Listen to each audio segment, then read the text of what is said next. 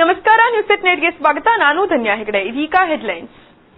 ರಮಾನಾ ವಿಡಿಯೋದ 4ನೇ ತುಣುಕು ಲಭ್ಯ. ಮುಸ್ಲಿಂ ಮುಖಂಡರ ಬಳಿ ಕಲ್ಲು ತೂರಾಟ ಮಾಡಿದವರ ಪಟ್ಟಿ ಕೊಡಿ ಎಂದ ಸಚಿವ ರೈ ಆದೇಶದಂತೆ ಇಂದು 23 ಜನರ ಮೇಲೆ ಕೇಸು ದಾಖಲು.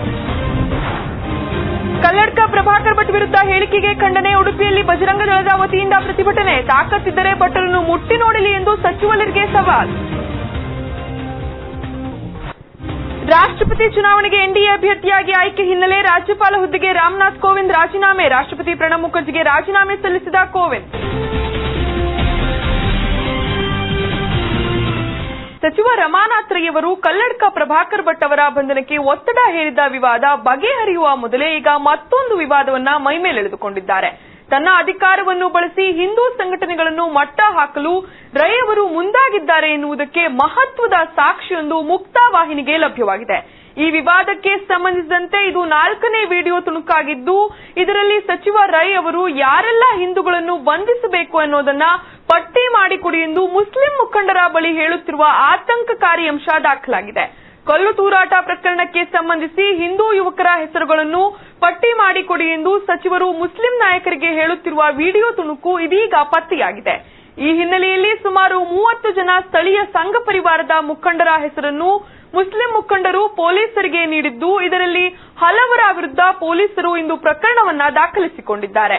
ಹಿಂದೂ ಮುಖಂಡರ ಮೇಲೆ ಒಟ್ಟು 9 ಎಫ್ಐಆರ್ ದಾಖಲಾಗಿದ್ದು, ಇಂದು ಬೆಳಿಗ್ಗೆ ಓರ್ವ ಮಹಿಳೆ ತನ್ನ ಮನೆಗೆ ಕಲ್ಲು ತೂರಾಟ ನಡೆದ ಸಂಬಂಧ ದೂರು ನೀಡಿದ್ದಾರೆ.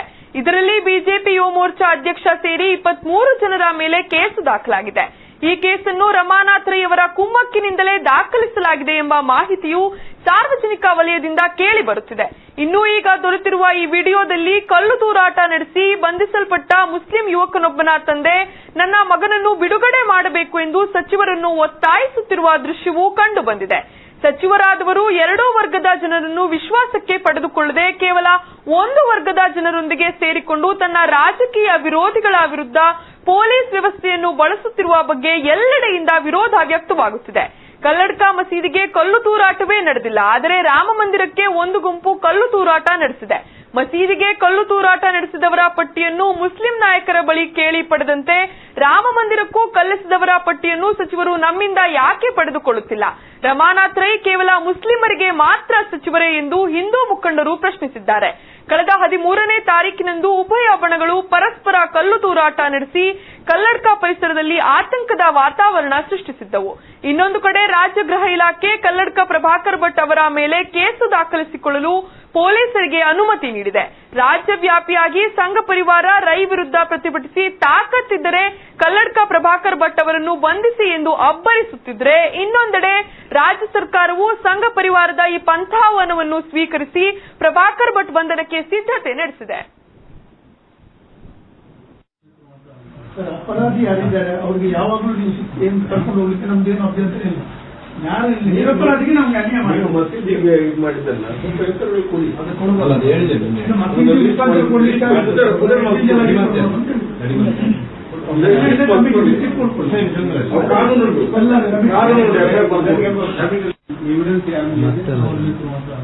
ಅಪರಾಧಿ ಯಾರಿದ್ದಾರೆ ಅವರಿಗೆ ಯಾವಾಗಲೂ ನೀವು ಏನು ಕರ್ಕೊಂಡು ಹೋಗ್ಲಿಕ್ಕೆ ನಮ್ದೇನು ಅಭ್ಯಂತರ ಇಲ್ಲ. ನಿರಪರಾಧಿಗೆ ನಮ್ಗೆ ಅನ್ಯಾಯ ಮಾಡಿ ಮಸೀದಿಗೆ ಇದು ಮಾಡಿದ್ದಲ್ಲ ಸ್ವಲ್ಪ ಹೆಸರುಗಳು ಕೊಡಿ, ಅದು ಕೊಡೋದಲ್ಲ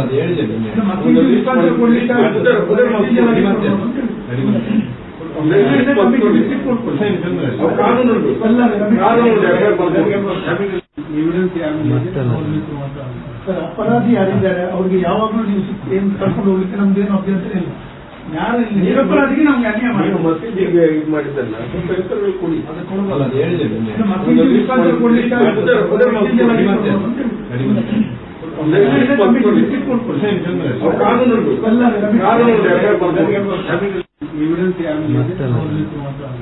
ಅಪರಾಧಿ ಯಾರಿದ್ದಾರೆ ಅವರಿಗೆ ಯಾವಾಗಲೂ ನೀವು ಏನು ಕರ್ಕೊಂಡು ಹೋಗ್ಲಿಕ್ಕೆ ನಮ್ದೇನು ಅಭ್ಯಂತರ ಇಲ್ಲ. ನಿರಪರಾಧಿಗೆ ನಮ್ಗೆ ಅನ್ಯಾಯ ಮಾಡಿ ಮಸೀದಿಗೆ ಇದು ಮಾಡಿದ್ದಲ್ಲ ಸ್ವಲ್ಪ ಹೆಸರುಗಳು ಕೊಡಿ, ಅದು ಕೊಡೋದಲ್ಲ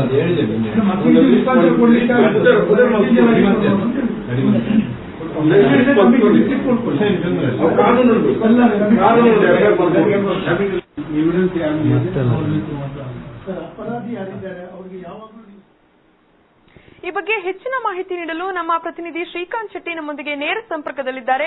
ಹೇಳಿ ಶ್ರೀಕಾಂತ್ ಶೆಟ್ಟಿ ಅವರೇ, ಈಗ ಅಧಿಕಾರದ ದುರುಪಯೋಗ ನಡೆಸಿಕೊಳ್ತಿದ್ದಾರೆ ಅನ್ನಿಸ್ತಿಲ್ವಾ ರೈ ಅವರು? ಇಲ್ಲಿ ಬಹಳ ಪ್ರಮುಖವಾಗಿ ಏನು ಮತೀಯ ರಾಜಕಾರಣ ಕಳೆದ ಹಲವಾರು ದಶಕಗಳಿಂದ ಕರಾವಳಿ ಭಾಗದಲ್ಲಿ ನಡೀತಾ ಇದೆ. ಅದಕ್ಕೆ ಬಹಳ ಪ್ರಮುಖವಾಗಿ ರಮಾನಾಥ್ ರೈ ಅವರಂತಹ ಕೆಲವು ವ್ಯಕ್ತಿಗಳು ಭಾರತೀಯ ಜನತಾ ಪಕ್ಷಕ್ಕಂತೂ ಒಂದು ಸಂಘ ಪರಿವಾರ ಅಂಟುಕೊಂಡಿದೆ. ಆದರೆ ರಮಾನಾಥ್ ರೈ ಅಂತ ವ್ಯಕ್ತಿಗಳು ಜಾತ್ಯತೀತವಾದಿಗಳು ಅಂತ ಹೇಳ್ಕೊಂಡು ಬಂದಂತಹ ವ್ಯಕ್ತಿಗಳು ಕೇವಲ ಮಸೀದಿಗಳಿಗೆ ಯಾರು ಕಲ್ಲು ತೂರಾಟ ಮಾಡಿದ್ದಾರೆ ಅವರ ಪಟ್ಟಿಯನ್ನ ಲಿಸ್ಟ್ ಮಾಡಿ ನಮ್ಗೆ ಕೊಡಿ, ನಾವು ಅವರನ್ನ ಅರೆಸ್ಟ್ ಮಾಡುತ್ತೀವಿ ಅಂತ SP ಅವರನ್ನ ಮುಂದ್ಗಡೆ ಇಟ್ಟುಕೊಂಡು ಮಾತಾಡ್ತಾರೆ. ಆದ್ರೆ ಅಲ್ಲೇ ಪಕ್ಕದಲ್ಲಿ ಶ್ರೀರಾಮ ಮಂದಿರಕ್ಕೆ ಕೂಡ ಕಲ್ಲು ತೂರಾಟ ಆಗಿದೆ. ಅದರ ಬಗ್ಗೆ ಯಾವುದೇ ಕ್ರಮವನ್ನು ಕೂಡ ರಮಾನಾಥ್ ರೈ ಅವರು ಕೈಗೊಂಡದಿಲ್ಲ. ಶಾಂತಿ ಪಾಲನಾ ಸಭೆಯಲ್ಲಿ ಕೂಡ ಅದರ ಬಗ್ಗೆ ಯಾವುದೇ ಪ್ರಸ್ತಾಪಗಳು ನಡೆದಿಲ್ಲ. ಇದು ಎಲ್ಲೋ ಒಂದು ಕಡೆಯಲ್ಲಿ ಸಂಘ ಪರಿವಾರದವರನ್ನ ಕೂಡ ಒಂದಷ್ಟು ಕೆರಳಿಸಿದೆ ಅಂತ ಹೇಳ್ಬೋದು. ಅದಲ್ಲದೆ ಕಲ್ಲಡ್ಕ ಪ್ರಭಾಕರ್ ಭಟ್ ಅವರನ್ನ ನೇರವಾಗಿ ಟಾರ್ಗೆಟ್ ಮಾಡಿ ಅವರನ್ನ ಏಕವಚನದಲ್ಲಿ ಬೈದಿರುವಂತಹ ವಿಜುವಲ್ಸ್ಗಳು ಎಲ್ಲ ಕಡೆ ಹರಿದಾಡ್ತಾ ಇದ್ದಂತಹ ಹಿನ್ನೆಲೆಯಲ್ಲಿ ಇವತ್ತು ನಿನ್ನೆ ಮತ್ತು ಇನ್ನು ಮುಂದೆ ಕೂಡ ಹಲವಾರು ಕಡೆಗಳಲ್ಲಿ ಪ್ರತಿಭಟನೆಯನ್ನ ಏನು ಸಂಘ ಪರಿವಾರ ಆಯೋಜನೆ ಮಾಡಿಕೊಂಡಿದೆ. ಸರ್ಕಾರ ಕೂಡ ಎಲ್ಲೋ ಒಂದು ಕಡೆಯಲ್ಲಿ ಜಿದ್ದಿಗೆ ಬಿದ್ದ ಹಾಗೆ ಕಲ್ಲಡ್ಕ ಪ್ರಭಾಕರ್ ಭಟ್ ಅವರನ್ನ ಇದರಲ್ಲಿ ಫಿಕ್ಸ್ ಮಾಡಿಯೇ ಸಿದ್ಧ ಅನ್ನುವಂತ ಒಂದು ವರ್ತನೆಯನ್ನ ತೋರಿಸ್ತಾ ಇರುವಂತದ್ದು. ಬಹುಶಃ ಅದಕ್ಕೆ ಪೂರಕವಾಗಿ ಈ 4ನೇ ವಿಡಿಯೋ ಕ್ಲಿಪ್ ಏನಿದೆ ಇದು ಇದೀಗ ರಿಲೀಸ್ ಆಗಿರುವಂತದ್ದು. ಬಹಳ ಪ್ರಮುಖವಾಗಿ ಇದನ್ನ ಅಷ್ಟೊಂದು ಯಾರಾದ್ರೂ ಗಮನಿಸಿರ್ಲಿಲ್ಲ. ಏನಂದ್ರೆ ಇದರಲ್ಲಿ ಬಹಳ ಸ್ಪಷ್ಟವಾಗಿ ಅವ್ರು ಹೇಳ್ತಾರೆ, ಏನು ಮಸೀದಿಗೆ ಕಲ್ಲು ತೂರಾಟ ಮಾಡಿದ್ದಾರೆ ಅಂತ ನೀವು ಹೇಳ್ತಾ ಇದ್ರಿ, ಅವರದೆಲ್ಲ ಲಿಸ್ಟ್ ಮಾಡಿ ಅವರ ಸ್ವಲ್ಪ ಹೆಸರುಗಳನ್ನೆಲ್ಲ ಬರೆದು ನೀವೇ ಕೊಡಿ, ನಾವು ಅವನ್ನ ಅರೆಸ್ಟ್ ಮಾಡ್ತೀವಿ ಅಥವಾ ಅವರನ್ನ ಚಾರ್ಜ್ ಶೀಟ್ ಮಾಡ್ತೀವಿ ಅನ್ನುವಂತ ಒಂದು ಮಾತನ್ನ ಹೇಳ್ತಾ ಇರುವಂತದ್ದು. ಆದ್ರೆ ಬಹಳ ಪ್ರಮುಖವಾಗಿ ನಾವಿಲ್ಲಿ ಗಮನಿಸಬೇಕಾಗತ್ತೆ, ಒಂದ್ ವೇಳೆ ಕಲ್ಲು ತೂರಾಟ ನಡೆದಿದ್ರೆ ಅದರ ಬಗ್ಗೆ ತನಿಖೆ ಮಾಡಬೇಕಾದವರು ಪೊಲೀಸ್ನವರು, ಅದಕ್ಕೆ ಬೇಕಾದಂತಹ ವ್ಯವಸ್ಥೆಗಳಿದೆ, ಪೊಲೀಸರಿದ್ದಾರೆ, ಅವರು ತನಿಖೆ ಮಾಡಿ ಯಾರು ಅಪರಾಧಿಗಳಿದ್ದಾರೆ, ಆರೋಪಿಗಳಿದ್ದಾರೆ ಅವ್ರನ್ನ ಬಂಧಿಸಬೇಕು. ಅದು ಬಿಟ್ಟು ಯಾವುದೋ ಒಂದು ಸಮುದಾಯ ಇನ್ನೊಂದು ಸಮುದಾಯದವರ ಮೇಲೆ ಅವರನ್ನು ಎತ್ತಿ ಕಟ್ಟುವಂತ ಪ್ರಯತ್ನ, ನೀವು ಅವರ ಬಗ್ಗೆ ಲಿಸ್ಟ್ ಮಾಡಿಕೊಡಿ ಯಾರೆಲ್ಲ ಇದ್ರು ಅನ್ನುವಂಥದ್ದನ್ನ ಕೇಳುವಂತದ್ದು, ಇದು ಸಂಪೂರ್ಣವಾಗಿ ಬಹುಶಃ ಇದು ಅಧಿಕಾರದ ದುರುಪಯೋಗ ಅಂತ ಹೇಳಿದ್ರೆ ತಪ್ಪಾಗ್ಲಿಕ್ಕಿಲ್ಲ. ಯಾಕಂದ್ರೆ ಇದಕ್ಕೆ ಸಂಬಂಧಪಟ್ಟ ಹಾಗೆ ಇವತ್ತು FIR ಆಗಿದೆ. ಬೆಳಿಗ್ಗೆ ಇವತ್ತು FIR ಆಗಿ ಸುಮಾರು 10-12 ಜನರನ್ನ ಇದರಲ್ಲಿ ಈಗಾಗಲೇ ಹೆಸರನ್ನ ಕೂಡ ಅವರನ್ನ ನಮೂದು ಮಾಡಿದ್ದಾರೆ. ಅದರಲ್ಲಿ ಬಿಜೆಪಿಯ ಪ್ರಮುಖ ಕಾರ್ಯಕರ್ತರನ್ನ, ವಿಶೇಷವಾಗಿ ಬಿಜೆಪಿಯ ಯುವ ಮೋರ್ಚಾದ ವಜ್ರನಾಥ್ ಕುಮಾರ್ ಅನ್ನೋವರನ್ನ, ಅದರಲ್ಲಿ ಪೂಜಾರಿ ಅನ್ನೋವರನ್ನ ಅದರಲ್ಲಿ A1 ಆರೋಪಿಯಾಗಿ ಮಾಡಿದ್ದಾರೆ ಮತ್ತು ಹಲವಾರು ಜನರನ್ನ ಅದರಲ್ಲಿ ಆರೋಪಿಗಳನ್ನಾಗಿ ಗುರುತಿಸಿರುವಂತದ್ದು. ಯಾರು ಬಿಜೆಪಿ ಸಂಘ ಪರಿವಾರದಲ್ಲಿ ಸಕ್ರಿಯರಾಗಿದ್ದಾರೆ ಅವರೆಲ್ಲರನ್ನ ಕೂಡ ಹುಡುಕಿ ಅವರ ಹೆಸರನ್ನ ಅದರಲ್ಲಿ ದಾಖಲು ಮಾಡಲಾಗಿದೆ. ಆದ್ರೆ ಸಚಿವ ರಮಾನಾಥ್ ರೈ ಅವರು ಬಿಜೆಪಿಯನ್ನ ಸಂಘ ಪರಿವಾರವನ್ನ ಮಟ್ಟ ಹಾಕುವುದರೊಂದಿಗೆ ಮುಸಲ್ಮಾನರನ್ನ ಖುಷಿ ಪಡಿಸೋದಕ್ಕೋಸ್ಕರ ತನ್ನ ಅಧಿಕಾರವನ್ನ ದುರುಪಯೋಗ ಮಾಡ್ಕೊಳ್ತಾ ಇದ್ದಾರೆ ಅನ್ನುವಂತ ಒಂದು ಶಂಕೆ ಇಲ್ಲಿ ಕಾಡ್ತಾ ಇರುವಂತದ್ದು. ಅದೇ ರೀತಿಯಾಗಿ ಈಗ ಅಲ್ಲಿ ಏನು ಕಲ್ಲು ತೂರಾಟ ನಡೆದಿದೆ, ರಾಮ ಮಂದಿರದ ಮೇಲೆ ಕೂಡ ಕಲ್ಲು ತೂರಾಟ ನಡೆದಿದೆ. ಅಲ್ಲಿ ಆ ರಾಮ ಮಂದಿರಕ್ಕೆ ಕಲ್ಲು ತೂರಾಟ ನಡೆಸಿದಂತ ಯಾರ ಬಗ್ಗೆ ಕೂಡ ತನಿಖೆ ನಡೆಸಿ ಅಂತ ಹೇಳಿ ಅಥವಾ ಅವರನ್ನ ಅರೆಸ್ಟ್ ಮಾಡಿ ಅಂತ ಹೇಳಿ ರಮಾನಾಥ್ ರೈ ಅವರು ವಿಶೇಷ ಸಭೆಯನ್ನ ಆಯೋಜನೆ ಮಾಡಿದಂತ ಉದಾಹರಣೆ ಇಲ್ಲ. ಇದರಿಂದಾಗಿ ಎಲ್ಲೋ ಒಂದು ಕಡೆಯಲ್ಲಿ ಈ ವಿವಾದ ಇನ್ನಷ್ಟು ಹೆಚ್ಚಾಗುವಂತ ಸಾಧ್ಯತೆ ಇದೆ. ಇವತ್ತು ಬೆಳಿಗ್ಗೆ ನಡೆದಂತ FIR 13ನೇ ತಾರೀಕಿಗೆ ಕಲ್ಲು ತೂರಾಟ ನಡೆದಿರುವಂತದ್ದು. ಇವತ್ತು ತಾರೀಕು 19, ಇವತ್ತಿನವರೆಗೆ 20 ತಾರೀಕು. 20 ತಾರೀಕಿನವರೆಗೆ ಅಂದ್ರೆ 7 ದಿನಗಳ ಅಂತರ ಎಲ್ಲಿ ಹೋಗಿದ್ರು ಅವರು, ಯಾಕೋಸ್ಕರ ಇಷ್ಟು ದಿನ ಕಾದ್ರು ಅನ್ನುವಂಥದ್ದು ಕೂಡ ಪ್ರಶ್ನೆ ಎದುರಾಗುತ್ತೆ. ಒಬ್ರು ಮಹಿಳೆ ಬಂದು ಇವತ್ತು ರಾಮ ಮಂದಿರದ ಆಸುಪಾಸಿನ ಒಂದು ಮನೆಯ ಮಹಿಳೆ ಬಂದು ಕಂಪ್ಲೇಂಟ್ ಅನ್ನ ಕೊಟ್ಟಿದ್ದಾರೆ. ಆ ಕಂಪ್ಲೇಂಟ್ ನ ಮೇಲೆ 23 ಜನರ ಮೇಲೆ ದೂರುಗಳು ದಾಖಲಾಗಿರುವಂತದ್ದು ಮತ್ತು ಅದು ಎಲ್ಲವೂ ಕೂಡ ಫಿಕ್ಸೆಡ್ ಆಗಿದೆ. ಒಂದು ಪಕ್ಷದ ಮತ್ತು ಒಂದು ಸಂಘಟನೆಯಲ್ಲಿ ಇದ್ದಂತಹ ಕಾರ್ಯಕರ್ತರನ್ನೇ ಅದರಲ್ಲಿ ಗುರಿ ಮಾಡಿಕೊಂಡು ಈ ರೀತಿಯಾಗಿ ಒಂದು ದ್ವೇಷ ಸಾಧನೆಯನ್ನ ಸಚಿವ ರಮಾನಾಥ್ ರೈ ಅವರು ಮಾಡ್ತಾ ಇದ್ದಾರೆ ಅನ್ನುವಂತ ಆರೋಪವನ್ನ ಸಂಘ ಪರಿವಾರದವರು ಮಾಡ್ತಾ ಇದ್ದಾರೆ. ಇನ್ನೊಂದು ಕಡೆಯಲ್ಲಿ ಏನು ತಾಕತ್ತಿದ್ದರೆ ನೀವು ಕಲ್ಲಡ್ಕ ಪ್ರಭಾಕರ್ ಭಟ್ ಅವರನ್ನ ಬಂಧಿಸಿ ಅನ್ನುವಂತ ಸಂಘ ಪರಿವಾರದ ಏನು ಬೆದರಿಕೆ ರೀತಿಯ ಒಂದು ಏನು ಪಂಥಾಹ್ವಾನ ಇದೆ, ಇದನ್ನ ಕೂಡ ಸರ್ಕಾರ ಮತ್ತು ಸಚಿವ ರಮಾನಾಥ್ ರೈ ಅವರು ತುಂಬಾ ಸೀರಿಯಸ್ ಆಗಿ ತೆಗೆದುಕೊಂಡಿದ್ದಾರೆ. ಎಲ್ಲೋ ಒಂದು ಕಡೆಯಲ್ಲಿ ಮುಸಲ್ಮಾನರನ್ನ ಓಲೈಸುವುದಕ್ಕೋಸ್ಕರ ಈ ಸೋಗನ್ನ ರಮಾನಾಥ್ ರೈ ಅವರು ಹಾಕ್ತಾ ಇದ್ದಾರೆ.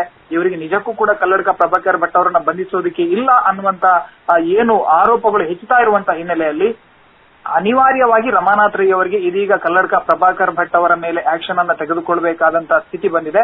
ಹಾಗಾಗಿ ರಾಜ್ಯದ ಗೃಹ ಇಲಾಖೆಯಿಂದ ಕೂಡ ಇವತ್ತು ಒಂದು ಸ್ಪಷ್ಟೀಕರಣ ಅಂತ ಹೇಳೋದಕ್ಕೆ ಬರೋದಿಲ್ಲ.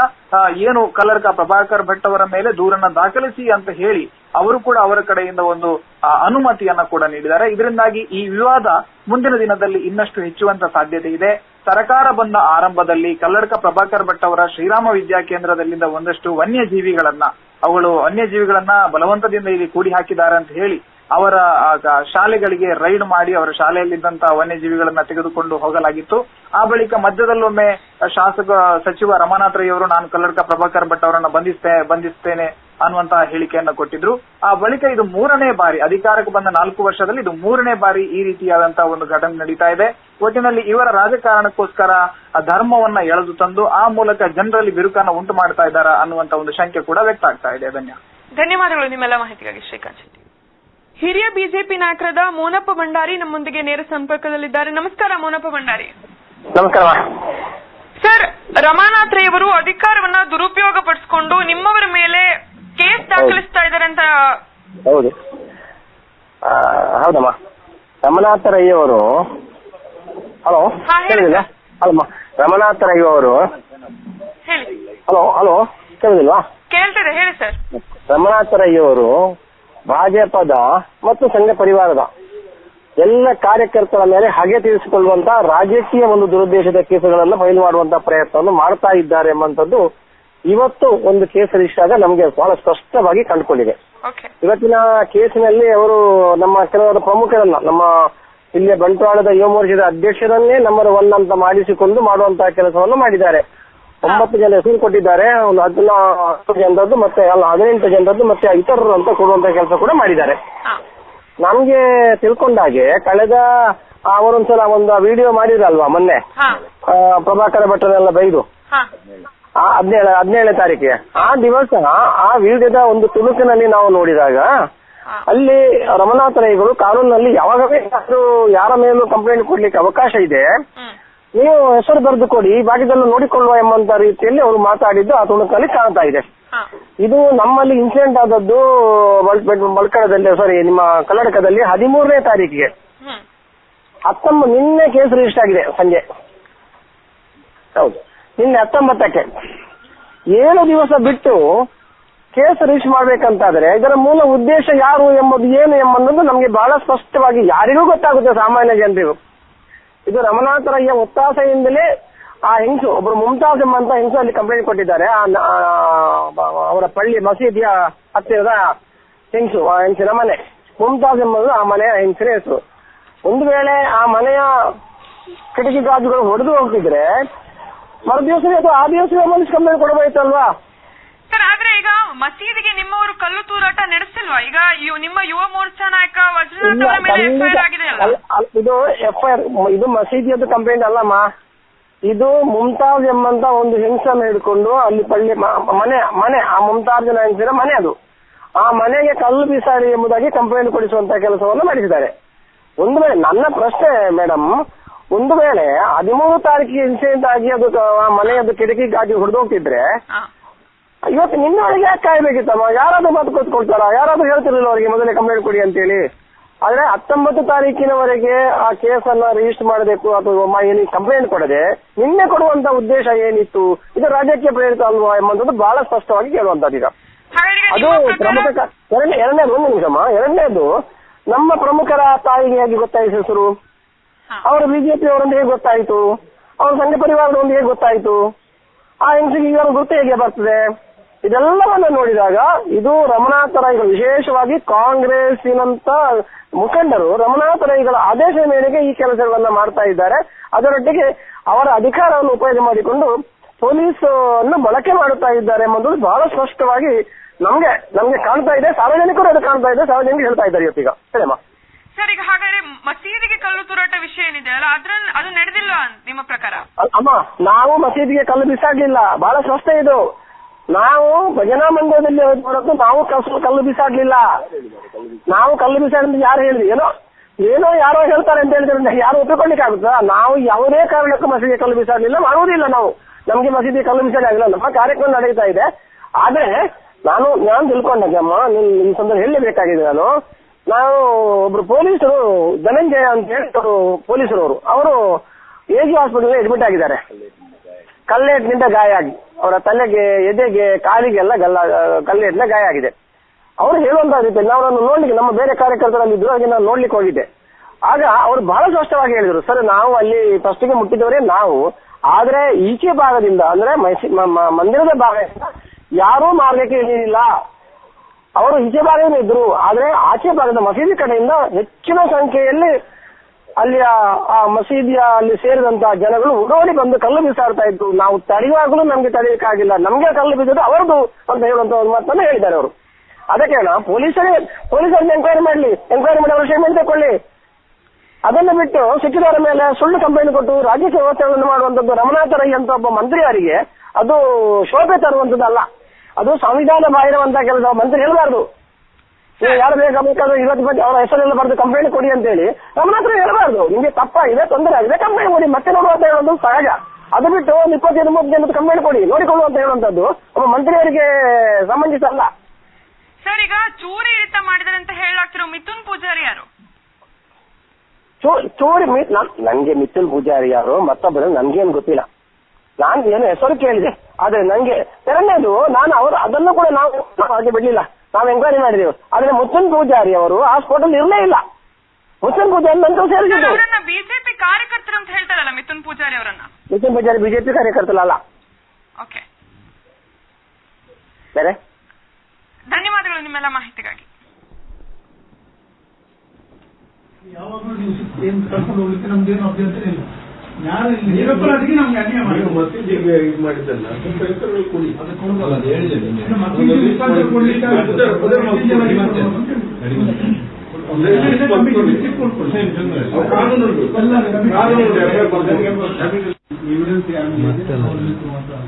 ಅಪರಾಧಿ ಯಾರಿದ್ದಾರೆ ಅವ್ರಿಗೆ ಯಾವಾಗಲೂ ನೀವು ಏನ್ ಕರ್ಕೊಂಡು ಹೋಗ್ಲಿಕ್ಕೆ ನಮ್ದೇನು ಅಭ್ಯಂತರ ಇಲ್ಲ. ಯಾರು ನಿರಪರಾಧಿಗೆ ನಮ್ಗೆ ಅನ್ಯಾಯ ಮಾಡಿ ಮಸೀದಿಗೆ ಇದು ಮಾಡಿದ್ದಲ್ಲ, ಸ್ವಲ್ಪ ಹೆಸರುಗಳು ಕೊಡಿ. ರಮಾನಾಥ್ ರೈ ಅವರು ತಮ್ಮ ಅಧಿಕಾರವನ್ನ ಬಳಸಿ ಹಿಂದೂ ಸಂಘಟನೆಗಳನ್ನ ಮಟ್ಟ ಹಾಕಲು ಮುಂದಾಗಿದ್ದಾರೆ ಎನ್ನುವುದಕ್ಕೆ ಮಹತ್ವದ ಸಾಕ್ಷಿಯೊಂದು ಮುಕ್ತಾ ವಾಹಿನಿಗೆ ಲಭ್ಯವಾಗಿದೆ. ಈ ವಿವಾದಕ್ಕೆ ಸಂಬಂಧಿಸಿದಂತೆ ಇದು 4ನೇ ವಿಡಿಯೋ ತುಣುಕಾಗಿದ್ದು, ಇದರಲ್ಲಿ ಸಚಿವ ರೈ ಅವರು ಯಾರೆಲ್ಲ ಹಿಂದೂಗಳನ್ನ ಬಂಧಿಸಬೇಕು ಅನ್ನೋದನ್ನ ಪಟ್ಟಿ ಮಾಡಿಕೊಡಿ ಎಂದು ಮುಸ್ಲಿಂ ಮುಖಂಡರ ಬಳಿ ಹೇಳ್ತಾ ಇದ್ದಾರೆ. ಜೊತೆಗೆ ಮುಸ್ಲಿಂ ತಂದೆಯೊಬ್ಬ ಬಂಧಿಸಿರುವ ತನ್ನ ಮಗನನ್ನು ಬಿಡುಗಡೆ ಮಾಡಿಕೊಡಬೇಕು ಎಂದು ಕೂಡ ಸಚಿವರನ್ನ ಒತ್ತಾಯಿಸುತ್ತಿರುವ ದೃಶ್ಯವು ಈ ವಿಡಿಯೋದಲ್ಲಿ ಕಂಡು ಬಂದಿದೆ. ಸಚಿವರಾದವರು ಎಲ್ಲಾ ವರ್ಗದ ಜನರನ್ನ ವಿಶ್ವಾಸಕ್ಕೆ ಪಡೆದುಕೊಳ್ಳದೆ ಕೇವಲ ಒಂದು ವರ್ಗದ ಜನರನ್ನ ಓಲೈಸ್ತಾ ಇದ್ದಾರಾ ಅನ್ನುವ ಆಕ್ರೋಶ ವ್ಯಕ್ತಪಡಿಸಿದ್ದಾರೆ.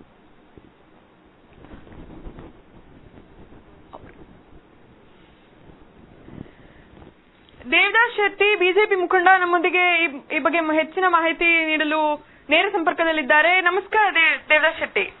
ನಮಸ್ಕಾರ. ನಮಸ್ಕಾರ ಸರ್, ಈಗ 10 ಜನರ ಮೇಲೆ ಒಟ್ಟು FIR ಆಗಿದೆಯಲ್ಲ, ಏನ್ ಹೇಳ್ತೀರಿ ಈ ಪ್ರಕರಣದ ಬಗ್ಗೆ? ಮೊನ್ನೆ ಏನು ಕಲ್ಲಡ್ಕದ ಪ್ರಕರಣ ಇತ್ತೀಚೆಗೆ ನಡೀತಾ ಇದೆ, ಆ ಬಳಿಕ ಬಂಟ್ವಾಳ ಪ್ರವಾಸಿ ಬಂಗ್ಲೆಯಲ್ಲಿ ಉಸ್ತುವಾರಿ ಸಚಿವರು ಒಬ್ಬ ಪೊಲೀಸ್ ವರಿಷ್ಠಾಧಿಕಾರಿಯನ್ನು ಕರೆಸಿ ಏನೆಲ್ಲ ಒತ್ತಡವನ್ನು ಹಾಕಿದ್ರು, ಆ ಬಳಿಕ ನಡೆದಂತಹ ಘಟನೆ ಇತ್ತೀಚೆಗೆ ಇವತ್ತು ಏನು ಆದಂತ ಕೇಸು ದಾಖಲು. ಬಹುಶಃ ಸಚಿವರ ಒತ್ತಡದ ಮೇರೆಗೆ, ಸಚಿವರ ಆದೇಶದ ಮೇರೆಗೆ ಯಾರೋ ಕಂಪ್ಲೇಂಟ್ ಅನ್ನು ಕೊಟ್ಟು ಅದರಲ್ಲಿ ಕೇಸನ್ನು ದಾಖಲಿಸುವ ವ್ಯವಸ್ಥಿತವಾದ ಒಂದು ಸಂಚು ಇದರಲ್ಲಿ ಆಗಿದೆ ಅಂತ ಹೇಳಲಿಕ್ಕೆ ಬಯಸ್ತೇವೆ. ಸರ್, ಹಾಗಾದ್ರೆ ಈಗ ಸಚಿವರ ಕುಮ್ಮಕ್ಕಿನಿಂದಲೇ ಇವರೆಲ್ಲರ ಮೇಲೆ FIR ಆಗಿದ್ದಾರೆ ಅಂತ ಹೇಳ್ತೀರಾ? 100ಕ್ಕೆ 100.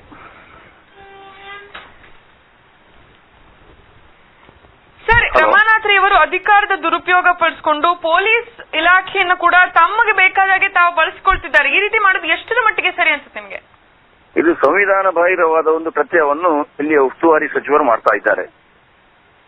ಉಸ್ತುವಾರಿ ಸಚಿವರಿಗೆ ಜವಾಬ್ದಾರಿ ಇದೆ. ಉಸ್ತುವಾರಿ ಸಚಿವರು ಸರ್ಕಾರದ ಒಂದು ಭಾಗವಾಗಿ ಪೊಲೀಸ್ ವರಿಷ್ಠಾಧಿಕಾರಿಯವರನ್ನು ಅಥವಾ ಆಡಳಿತ ನಡೆಸುವ ಯಾವುದೇ ಪ್ರಮುಖರನ್ನು ಕರೆದು ಮಾತಾಡಲಿಕ್ಕೆ ಅವರಿಗೆ ಅಧಿಕಾರ ಇದೆ. ಆದರೆ ಎಲ್ಲಿ, ಏನು, ಎಷ್ಟು ಎನ್ನುವುದನ್ನು ಅವರು ಅದನ್ನು ಅರಿತುಕೊಂಡು ಮಾತಾಡಬೇಕಾಗಿತ್ತು. ಒಂದು ಪ್ರವಾಸಿ ಬಂಗಲೆಯಲ್ಲಿ ಕಾಂಗ್ರೆಸ್ನ ಪ್ರಮುಖರು ಅಥವಾ ಅಲ್ಲಿ ಕ್ರಿಮಿನಲ್ಗಳು ಇರುವಂತಹ ಸಂದರ್ಭದಲ್ಲಿ ಒಬ್ಬ ವರಿಷ್ಠಾಧಿಕಾರಿಯವರನ್ನು ಕರೆದು ಕೂತ್ಕೊಳ್ಳಿಸಿ ಮಾತನಾಡಿದ್ರೆ ಅದರ ಪರಿಣಾಮ ಏನಾಗುವುದು ಎನ್ನುವಂತಹ ಆಲೋಚನೆಯನ್ನು ಉಸ್ತುವಾರಿ ಸಚಿವರು ಮಾಡಬೇಕಾಗಿತ್ತು. ಅದು ಮಾಡಿಲ್ಲ. ಹಾಗಾಗಿ ಅವರ ಅಧಿಕಾರ ಉಪಯೋಗ ಮಾಡಿದ್ದಾರೆ. ಅಧಿಕಾರವನ್ನು ಬಳಸಿ ಅಧಿಕಾರಿಗಳನ್ನು ಒತ್ತಡದಲ್ಲಿ ಸಿಲುಕಿಸುವಂತಹ ಒಂದು ಪ್ರಯತ್ನವನ್ನು ಮಾಡಿದ್ದಾರೆ. ಅದರ ಭಾಗವೇ ಇವತ್ತು ಕೇಸು ದಾಖಲಿನ ಪ್ರಕರಣ ನಡೆದಿದೆ. ಸರ್, ಆದ್ರೆ ಈಗ ಮುಸ್ಲಿಂ ಯುವಕರ ಮೇಲೆ ಕೂಡ ಕೇಸ್ ಆಗಿದೆಯಲ್ಲ, ಹಾಗಾಗಿ ಈಗ ಎರಡೂ ಕಡೆಯವರ ಮೇಲೆ ಕೇಸ್ ಆಗಿದೆ. ಸೊ ಈಗ ಇದು ಹೇಗೆ ನೀವು ತಪ್ಪು ಅಂತ ಹೇಳ್ತಾರೆ? ಯಾಕಂದ್ರೆ ಎರಡೂ ಕಡೆಯವರ ಮೇಲೆ ಕೇಸ್ ದಾಖಲಾಗಿದೆಲ್ಲ. ಎರಡೂ ಕಡೆಯವರ ಮೇಲೆ ಕೇಸು ದಾಖಲಿದ್ದು ಒಂದು ಭಾಗ, ಮತ್ತು ಯಾರು ಅಪರಾಧಿ ಇದ್ದಾರೆ ಅವರ ಮೇಲೆ ಕೇಸ್ ದಾಖಲಿದ್ದಕ್ಕೆ ನಮ್ದು ಯಾವುದೇ ವಿರೋಧ ಇಲ್ಲ. ಯಾರು ತಪ್ಪಿತಸ್ಥರಿದ್ದಾರೆ, ಯಾರು ಕಾನೂನು ಬಾಹಿರವಾದ ಕೃತ್ಯವನ್ನು ಮಾಡಿದ್ದಾರೆ, ಅವರು ಯಾವುದೇ ಕಡೆಯವರಾಗಲಿ ಆ ಕಡೆ ಈ ಕಡೆ ಎಂಬುದು ನಮ್ಮ ಭಾವನೆಯಲ್ಲಿ ಇಲ್ಲ. ಅಂತವರ ಮೇಲೆ ಕೇಸ್ ದಾಖಲಿಸಿ ನಾವು ಅದನ್ನು ಪ್ರಶ್ನಿಸುವುದೂ ಇಲ್ಲ. ಆದ್ರೆ ಇಲ್ಲಿ ಘಟನೆ ನಡೆದ ಎಷ್ಟೋ ದಿನಗಳ ಬಳಿಕ 13ನೇ ತಾರೀಕಿಗೆ ಏನು ಘಟನೆ ನಡೆದಿದೆ, ಎಷ್ಟು ದಿನ ಕೇಸು ದಾಖಲಿಸದೆ ಇದೀಗ ಉಸ್ತುವಾರಿ ಸಚಿವರು ಪೊಲೀಸ್ ಅಧಿಕಾರಿಗಳನ್ನು ಕರೆದು ಅವರು ಹೇಳಿಕೆ ಕೊಟ್ಟ ಮೇಲೆ ಅವರ ಒತ್ತಡ ಎಲ್ಲ ಆದ್ಮೇಲೆ ಇವತ್ತು ಆ ಪ್ರಕರಣದ ಮೇಲೆ ಕೇಸು ದಾಖಲಾಗ್ತದೆ. ಅದು ಕೂಡ ನಮ್ಮ ಪಕ್ಷದ ಜವಾಬ್ದಾರಿ ಇರುವಂತಹ ಪ್ರಮುಖರನ್ನು ಸೇರಿಸಿಕೊಂಡು ಕೇಸ್ ದಾಖಲಾಗ್ತದೆ ಎನ್ನುವಂತ ಇದರ ವ್ಯವಸ್ಥಿತವಾದ ಸಂಚನ್ನು ನೋಡಿದ್ರೆ ಇದು ಉಸ್ತುವಾರಿ ಸಚಿವರು ಒತ್ತಡದಿಂದ ಇದರಲ್ಲಿ ಯಾರ್ಯಾರ ಮುಖಂಡರ ಮೇಲೆ ಕೇಸ್ ಆಗಿದೆ? ನಿಮ್ಮವರು ಎಷ್ಟು ಜನರ ಮೇಲೆ ಒಟ್ಟು ಕೇಸ್ ದಾಖಲಾಗಿದೆ? ಸುಮಾರು 10 ಜನರ ಮೇಲೆ ಹೆಸರಾಕಿ ಕಂಪ್ಲೇಂಟ್ ದಾಖಲಾಗಿದೆ ಎನ್ನುವಂತ ಮಾಹಿತಿ ನಮಗೆ ಬಂದಿದೆ. ಯಾರ್ಯಾರೇನು ಸ್ಪಷ್ಟ ಮಾಹಿತಿ ಇಲ್ಲ. ಇದು ನಮ್ಮ ಬಂಟ್ವಾಳ ಕ್ಷೇತ್ರ ಯುವ ಮೋರ್ಚಾದ ಅಧ್ಯಕ್ಷ ವಜ್ರನಾಥ ಅವರ ಹೆಸರಲ್ಲಿ ದಾಖಲಾಗಿದೆ ಎನ್ನುವುದು ನಮಗೆ ಈಗ ತಿಳಿದು ಬಂದಿದೆ. ಓಕೆ, ಧನ್ಯವಾದಗಳು ಸರ್. ನಮಸ್ಕಾರ.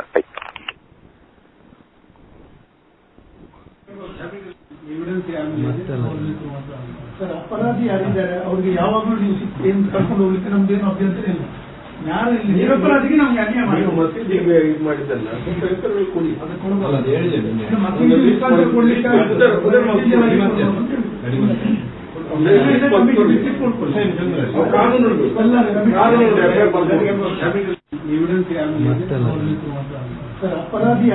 ಅವ್ರಿಗೆ ಯಾವಾಗಲೂ ನೀವು ಏನ್ ಕರ್ಕೊಂಡು ಹೋಗ್ಲಿಕ್ಕೆ ನಮ್ದೇನು ಅಭ್ಯಂತರ ಇಲ್ಲ. ಯಾರು ನಿರಪರಾಧಿಗೆ ನಮ್ಗೆ ಅನ್ಯಾಯ ಮಾಡಿ ಮಸೀದಿಗೆ ಇದು ಮಾಡಿದ್ದಲ್ಲ ಸ್ವಲ್ಪ ಹೆಸರುಗಳು ಕೊಡಿ.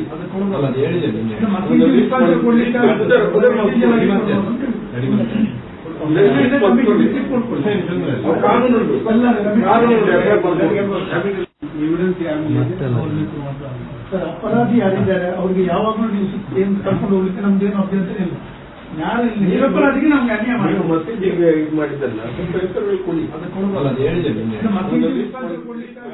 ಬನ್ನಿ, ಈ ಬಗ್ಗೆ ನಮ್ಮೊಂದಿಗೆ ಮಾತನಾಡಲು ವಜ್ರನಾಥ್ ಪೂಜಾರಿ, ಯುವ ಮೋರ್ಚಾ ಅಧ್ಯಕ್ಷರು ನಮ್ಮೊಂದಿಗೆ ನೇರ ಸಂಪರ್ಕದಲ್ಲಿದ್ದಾರೆ. ನಮಸ್ಕಾರ ವಜ್ರನಾಥ್ ಪೂಜಾರಿ. ನಮಸ್ತೆ. ನಮಸ್ತೆ. ನಮಸ್ತೆ ಅಮ್ಮ. ಸರ್, ಈಗ ನಿಮ್ಮ ಮೇಲೆ FIR ದಾಖಲಾಗಿದೆಯಲ್ವಾ, ಏನ್ ಹೇಳ್ತೀರಿ ಇದ್ರ ಬಗ್ಗೆ? ನೋಡಿ, 26 ತಾರೀಕಿಗೆ ಕರ್ನಾಟಕದಲ್ಲಿ ಗಲಾಟೆ ಆಗಿದೆ. ಕಳೆದ ತಿಂಗಳು 26 ತಾರೀಕಿಗೆ ಕರ್ನಾಟಕದಲ್ಲಿ ಗಲಾಟೆ ಆಗಿದೆ. ಸರ್, ಈಗ ನೀವು ಆ ಮಹಿಳೆ ಮನೆ ಮೇಲೆ ಕಲ್ಲು ತೂರಾಟ ನಡೆಸಿದ್ದು ಹೌದಾ? ನೋಡಿ, ನಮ್ಮ ಆಫೀಸಿನ ಹೊರಗಡೆ CC ಕ್ಯಾಮೆರಾ ಇದೆ. ಆ CC ಕ್ಯಾಮೆರಾವನ್ನು ಪರಿಶೀಲಿಸಬೇಕು ಪೊಲೀಸ್ ಅಧಿಕಾರಿಗಳಾಗ್ಲಿ ಮತ್ತೊಬ್ಬ ಯಾರೇ ದೂರು ಕೊಟ್ಟವರಾಗ್ಲಿ ಅಧಿಕಾರಿಗಳೇ. ಗಲಾಟೆ ಸ್ಟಾರ್ಟ್ ಆದ 5 ಗಂಟೆಗೆ 5 ಗಂಟೆಯ ನಂತರ 8 ಗಂಟೆ ತನಕ ನಾನು ನಮ್ಮ ಆಫೀಸಲ್ಲೇ ಇದ್ದೆ. ಓಕೆ. ನಾನು ಮತ್ತೆ ನಮ್ಮ ಮಾಜಿ ಶಾಸಕರು ನಾವು ಒಟ್ಟಿಗೆ ಇಲ್ಲೇ ನಮ್ಮ ಆಫೀಸಲ್ಲಿ ಇದ್ದೆವು ಗಲಾಟೆ ಆದ ದಿವಸ. ಈ 18 ಮೊನ್ನೆ 13 ಆದ ಘಟನೆಗೆ ನಿನ್ನೆ 18 ತಾರೀಕಿಗೆ ಅವರು 19 ತಾರೀಕಿಗೆ ಬಂದು ದೂರು ಕೊಡ್ತಾರೆ. 18 ತಾರೀಕಿಗೆ ಬಂಟ್ವಾಳದ ಶಾಸಕರು ಇವರನ್ನೆಲ್ಲ ಕರೆದು ನಿಮ್ಮಲ್ಲಿ ಕ್ಲಿಪ್ಪಿಂಗ್ಸ್ ಉಂಟು ಇಲ್ಲದ್ರೆ ನಾನು ಬೇಗ ಕಳಿಸ್ತೇನೆ, ನೀವು ಕೆಲವರ ಯುವಕರ ಹೆಸರನ್ನು ಕೊಡಿ, ಹಿಂದೂಗಳ ಹೆಸರನ್ನು ಕೊಡಿ ಅಂತ ಹೇಳುವಂತ ಮಾತನ್ನು ಹೇಳಿದ್ದಾರೆ ಆ ಕ್ಲಿಪ್ಪಿಂಗ್ಸ್ ಅಲ್ಲಿ. ಅದರ ಮೇಲೆ ನಮ್ಮ ಹೆಸರನ್ನು ಕೆಲವರ ಬಿಜೆಪಿಯಲ್ಲಿ ಯಾರೆಲ್ಲ ಕೆಲಸ ಮಾಡ್ತಾರೆ ಅವರ ಹೆಸರನ್ನೆಲ್ಲ ಗುರುತಿಸಿಕೊಂಡು ಅವರನ್ನು ನೋಟೆಡ್ ಮಾಡಿ ದೂರು ಕೊಟ್ಟಿದ್ದಾರೆ. 13 ನಡೆದ ಘಟನೆಗೆ 19 ತಾರೀಕಿಗೆ ದೂರು ಕೊಟ್ಟಿದ್ದಾರೆ. ಇವತ್ತು ಪೊಲೀಸರು ಅದರ ಮೇಲೆ FIR ಮಾಡಿದ್ದಾರೆ. ಈಗ ನಿಮ್ಮವರ ಕಡೆಯಿಂದ ಆ ಮುಸ್ಲಿಂ ಮಹಿಳೆ ಮನೆ ಮೇಲೆ ಕಲ್ಲು ತೂರಾಟ ನಡೆದಿದ್ಯಾ ನಡೆದಿಲ್ವಾ? 100ಕ್ಕೆ 100 ಭಾಗ ನಡೆದಿಲ್ಲ. 100ಕ್ಕೆ 100 ಭಾಗ ನಡೆದಿಲ್ಲ. ಅದರಲ್ಲಿ ಅವರು ಕೊಟ್ಟ ಅಷ್ಟು ಹೆಸರುಗಳು ಬಿಜೆಪಿ ಕಾರ್ಯಕರ್ತರ ಹೆಸರುಗಳು. 100ಕ್ಕೆ 100 ನೀವು ನಮ್ಮ ಆಫೀಸಿನಲ್ಲಿ ಕ್ಲಿಪ್ಪಿಂಗ್ಸ್ ಇದೆ, ವಿಡಿಯೋ ಕ್ಲಿಪ್ಪಿಂಗ್ಸ್ ಇದೆ. ನಾವು ಆ ಸಮಯಕ್ಕೆ ಇಲ್ಲೇ ಇದ್ದದ್ದು.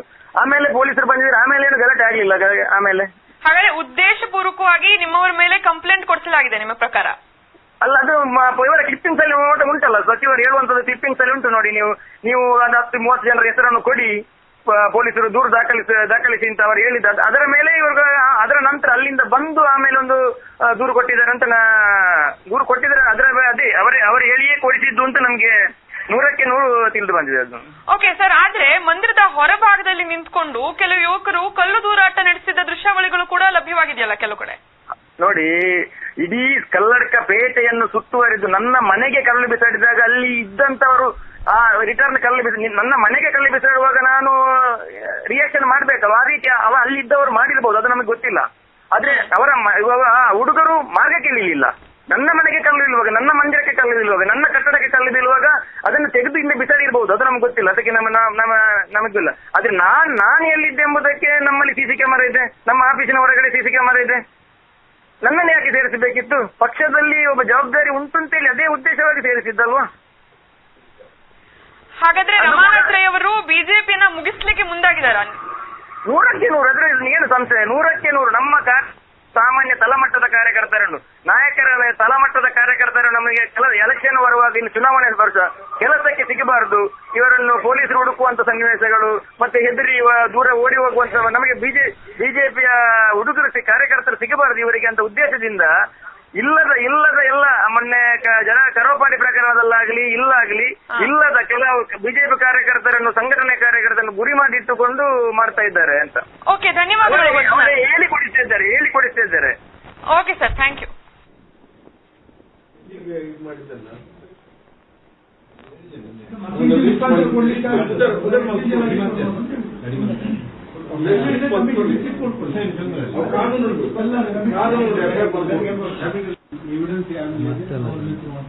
ಸರ್, ಅಪರಾಧಿ ಯಾರಿದ್ದಾರೆ ಅವ್ರಿಗೆ ಯಾವಾಗಲೂ ನೀವು ಏನ್ ಕರ್ಕೊಂಡು ಹೋಗ್ಲಿಕ್ಕೆ ನಮ್ದೇನು ಅಭ್ಯಂತರ ಇಲ್ಲ.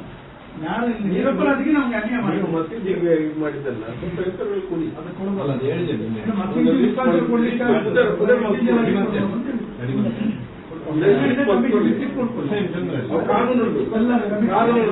ಸರ್, ಅಪರಾಧಿ ಯಾರಿದ್ದಾರೆ ಅವ್ರಿಗೆ ಯಾವಾಗಲೂ ನೀವು ಏನ್ ಕರ್ಕೊಂಡು ಹೋಗ್ಲಿಕ್ಕೆ ನಮ್ದೇನು ಅಭ್ಯಂತರ ಇಲ್ಲ. ನಿರಪರಾಧಿಗೆ ನಮ್ಗೆ ಅನ್ಯಾಯ ಮಾಡಿದ್ದಲ್ಲ ಕೊಡಿ, ಅದು ಕೊಡಬಲ್ಲ, ಅದು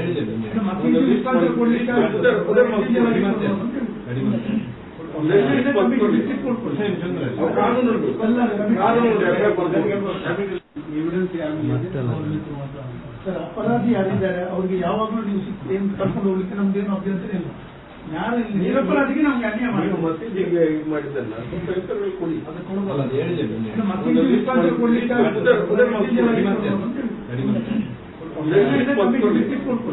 ವಕೀಲರಾದಂತಹ ಪ್ರಸಾದ್ ಅವರು ನಮ್ಮೊಂದಿಗೆ ನೇರ ಸಂಪರ್ಕದಲ್ಲಿದ್ದಾರೆ. ನಮಸ್ಕಾರ ಪ್ರಸಾದ್.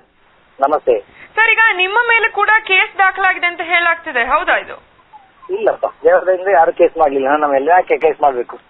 ಯಾರು ಕೇಸ್ ಮಾಡ್ತಾರೆ ಗೊತ್ತಿಲ್ಲ ನಮಗೆ. ನಾನು ನನ್ನ ಕೋರ್ಟಿನಲ್ಲಿ ಬೆಳಗ್ಗೆಯಿಂದ ರಾತ್ರಿವರೆಗೆ ಇರ್ತೀವಿ, ರಾತ್ರಿಯಿಂದ ಮನೆಯಲ್ಲಿ ಇರ್ತೀವಿ, ಮನೆಯಲ್ಲಿ ಮತ್ತೆ ನಮ್ಮ ಕೆಲಸಗಳನ್ನು ಮಾಡ್ತೀವಿ ಅಷ್ಟೇ. ಬೇರೆ ನನಗೆ ಯಾಕೆ ಕೇಸ್ ಮಾಡಿದಾರೆ ಅದು ಗೊತ್ತಿಲ್ಲ. ಬೇರೆ ಯಾರ್ಯಾರ ಮೇಲೆ ಕೇಸ್ ಆಗಿದೆ ಅನ್ನೋ ಬಗ್ಗೆ ಮಾಹಿತಿ ಇದೆಯಾ? ಒಂದು ನನ್ನ ಆಫೀಸಿಗೆ ತುಂಬಾ ಜನ ಕ್ಲೈಂಟ್ಸ್ ಗಳು ಬರ್ತಾರೆ. ಈಗಾಗಲೇ ಬಂದಿರುವಂತ ಪ್ರಕಾರ ಒಂದು 9 ಜನ, ಈ 9 ಕೇಸ್ಗಳಲ್ಲಿ ಹಿಂದೂಗಳ ಮೇಲೆ ಎಫ್ಐಆರ್ ಆಗಿದೆ. ಅದರಲ್ಲಿ ನಮ್ಮಲ್ಲಿ ಅವರ ಪರವಾಗಿ ಸಾಧನೆ ಮಾಡ್ಲಿಕ್ಕೆ ತುಂಬಾ ಜನ ಕಕ್ಷಿಗಾರರು ನಮ್ಮ ಹತ್ರ ಬಂದಿದ್ದಾರೆ. ಸರ್, ಯಾವ ಸೆಕ್ಷನ್ ಅಡಿಯಲ್ಲಿ ಕೇಸ್ ಆಗಿದೆ? ತುಂಬಾ ಜನರ ಮೇಲೆ 143, 147, 148 ಮತ್ತೆ 2-3 ಪ್ರಕರಣಗಳಲ್ಲಿ 307 ಕೇಸ್ಗಳಲ್ಲಿ ಹಾಕಿದ್ದಾರೆ. ನಿಮಗೆ ನನ್ನ ಮೇಲೆ ಕೇಸ್ ಮಾಡಿದ್ದಾರೆ ಅಂತ ಇನ್ಫಾರ್ಮೇಶನ್ ಕೊಟ್ಟವರು ಯಾರಾದ್ರೂ ಡೌಟ್ ಇದೆಯಾ? ಯಾರು ಹೇಳಿದ್ದಂತ ಹೇಳ್ಬೋದಾ? ಸರ್, 307 ಯಾವ ದಿನದ ಕೇಸ್ ಅದು? 307 ಅಂದ್ರೆ ಕೊಲೆ ಯತ್ನ ಮಾಡಿರುವಂತ ಕೇಸು. ಕೊಲೆ ಯತ್ನ ಯಾವ ಪ್ರಕರಣಕ್ಕೆ ಸಂಬಂಧಿಸಿ ಅದು? ಒಂದು ಮೊನ್ನೆ ರಕ್ಷಿತ್ ಅವರ SI ಅವರ ಮೇಲೆ ಯಾರೋ ಕಿಡಿಗೇಡಿಗಳು ಕಲ್ಲು ಹೊಡೆದಿದ್ದಾರೆ ಅಂತ ಹೇಳ್ತಾರೆ. ಅದರ ಸಂಬಂಧಪಟ್ಟಂತೆ 307 ಕೇಸ್ ಇದೆ ನನ್ನ ನೆನಪು ಪ್ರಕಾರ. ಮತ್ತೆ ಇನ್ನೊಂದು ರತ್ನಾಕರ್ ಶೆಟ್ಟಿ ಅವರ ಮೇಲೆ ಹಲ್ಲೆ ನಡೆಸಿದಾಗ ಅವರು ಕೊಟ್ಟಂತ ಕಂಪ್ಲೇಂಟ್ ಅಲ್ಲಿ 307 ಇದೆ. ರತ್ನಾಕರ್ ಶೆಟ್ಟಿ ಅವರಿಗೆ ಯಾರೋ ಕಿಡಿಗೇಡಿಗಳು ಅಥವಾ ಯಾರೋ ಮುಸಲ್ಮಾನರು ದಾಂಧಲೆ ನಡೆಸಿದ್ದಾರೆ, ಖಲೀಲ್ ಅಂತ ಹೇಳುವವರು, ಅವರ ಮೇಲೆ ಕೊಟ್ಟ ಕಂಪ್ಲೇಂಟ್ ಅಲ್ಲಿ 307 ಇದೆ. ಮತ್ತೆ ಅದಕ್ಕಿಂತ ಮೊದಲೊಂದು ಪ್ರಕರಣ ಆಗಿದೆ, ಒಂದು ಸಣ್ಣ ಚೂರಿ ಇರಿಸಿದ ಪ್ರಕರಣ ಆಗಿದೆ. ಆ ಪ್ರಕರಣದಲ್ಲಿ ಒಂದಷ್ಟು ಹುಡುಗರ ಮೇಲೆ 307 ಕಲಂಗಳನ್ನು ಹಾಕಿದ್ದಾರೆ. ಏನ್ ಹೇಳಿ ಆಮೇಲೆ ಎಷ್ಟಿಷ್ಟು ನನಗೆ ನೆನಪಿದೆ. ಇವತ್ತೀಗ ದಾಖಲಾಗಿರುವ ಕೇಸಲ್ಲಿ ಮುಂದಿನ ವಿಚಾರಣೆ ಯಾವ ರೀತಿಯಾಗಿ ಹೋಗ್ಬೋದು? ಇವತ್ತೊಂದು ಕೇಸು ದಾಖಲು ಮಾಡಿದ್ದಾರೆ ಅಂತ ಸುದ್ದಿ ಸಿಕ್ಕಿದೆ. 13ನೇ ತಾರೀಕಿಗೆ ಇನ್ಸಿಡೆಂಟ್ ಆಗಿದೆ ಅಂತ. 19ನೇ ತಾರೀಕಿಗೆ ಒಬ್ಬರು ಲೇಡಿಯನ್ನು ಕರ್ಕೊಂಡು ಲೇಡಿ ಬಂದು ಕಂಪ್ಲೇಂಟ್ ಕೊಟ್ಟಿದ್ದಾರೆ ಅಂತ ನನಗೆ ಮಾಹಿತಿ ಬಂದಿದೆ. ಅದರ FIR ನ ಸಂಬಂಧಪಟ್ಟಂತ ವಿಚಾರಗಳು ನಾನು ಸ್ಟಡಿ ಮಾಡ್ತಾ ಇದ್ದೇನೆ. ಅದು ಇವತ್ತು ಈಗ ಸಂಜೆ ಆಗ್ಬೇಕಾದ್ರೆ ನಮಗೆ ಇನ್ಫಾರ್ಮೇಶನ್ ಬಂದಿರುವುದು. ಮುಂದಿನ ವಿಚಾರಗಳನ್ನು ನಾಳೆ ನಾವು ತಿಳ್ಕೊಡ್ತೀವಿ. ನಾವು ಕೋರ್ಟ್ಗಳಲ್ಲಿ ಏನ್ ಮಾಡಬೇಕು, ಅದಕ್ಕೆ ಸಂಬಂಧಪಟ್ಟಂತೆ ಕಾನೂನಿನ ಹೋರಾಟಗಳು ಅಥವಾ ಕಾನೂನಿನಲ್ಲಿ ರಕ್ಷಣೆಗಳು ಏನು ಸಿಗುತ್ತೆ ಅದನ್ನು ಮಾಡ್ತೇವೆ. Okay sir, thank you. ಆಯ್ತು, ಓಕೆ ಓಕೆ ಓಕೆ ಓಕೆ. ಮಾಡಿದ್ದಲ್ಲ ಕೊಡಿ, ಅದು ಕೊಡಬಲ್ಲ, ಅದು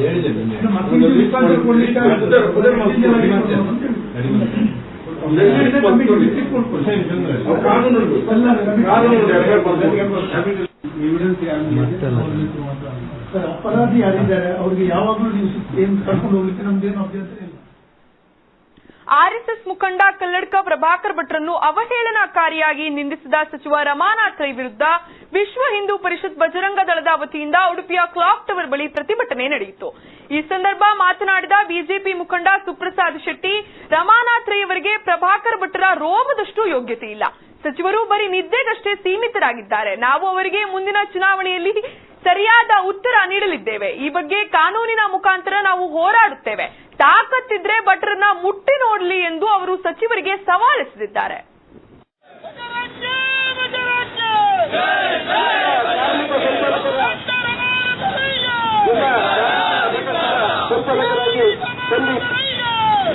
ಕಲ್ಲಡ್ಕ ಪ್ರಭಾಕರ್ ಭಟ್ ಅವರನ್ನ ಏಕವಚನದಲ್ಲಿ ನಿಂದನೆಯನ್ನ ಮಾಡಿ ಸರ್ವಾಧಿಕಾರಿಯ ಧೋರಣೆಯ ರೀತಿಯಲ್ಲಿ ಅಧಿಕಾರದ ದರ್ಪದಿಂದ ಅವರನ್ನು ಬಂಧಿಸುವಂತೆ ಜಿಲ್ಲಾ ಪೊಲೀಸ್ ವರಿಷ್ಠಾಧಿಕಾರಿಯವರಿಗೆ ಆಗ್ರಹಿಸಿರುವಂತಹ ಕ್ರಮವನ್ನು ಖಂಡಿಸಿ ಇವತ್ತು ಉಡುಪಿ ಜಿಲ್ಲೆಯ ವಿಶ್ವ ಹಿಂದೂ ಪರಿಷತ್ ಮತ್ತು ಬಜರಂಗ ದಳ ಈ ಪ್ರತಿಭಟನೆಯನ್ನು ಹಮ್ಮಿಕೊಂಡಿದೆ. ಇದು ಕರ್ನಾಟಕದ ಒಂದು ಅತಿ ದೊಡ್ಡ ಜಿಲ್ಲೆಯಾಗಿದ್ದಂತಹ ಸಮುದಾಯ ಇತ್ತು. ಇದು ಈ ಹೊತ್ತಿನ ನ್ಯೂಸ್ ಎಟ್ ನೈಟ್. ನಿರಂತರ ಸುದ್ದಿ ಹಾಗೂ ಮನೋರಂಜನೆಗಾಗಿ ನೋಡ್ತಾರೆ ಮುಕ್ತ ನಿರ್ಭೀತ ಸಮಾಜಕ್ಕಾಗಿ.